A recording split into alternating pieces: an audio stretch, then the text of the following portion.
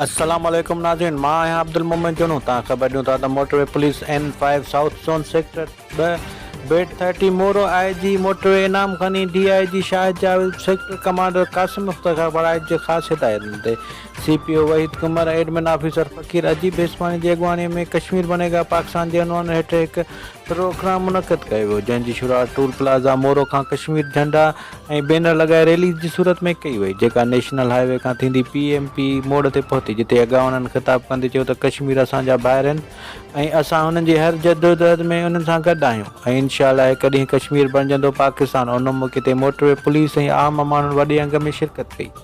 बाद में कश्मीर जे शहीदनि खे ईसाले सवाब क़ुरान ख़ानी पिणु कई वई। सिंधी मेज़बानी जी सुञाण टपाल मेज़बान। वधीक तफ़सील लाइ विज़िट कयो असांजो वेब चैनल AMJ न्यूज़ क़ाज़ियाबंद। फेसबुक ऐं YouTube ते ॾिसण लाइ सर्च कयो मोमिन जोणो।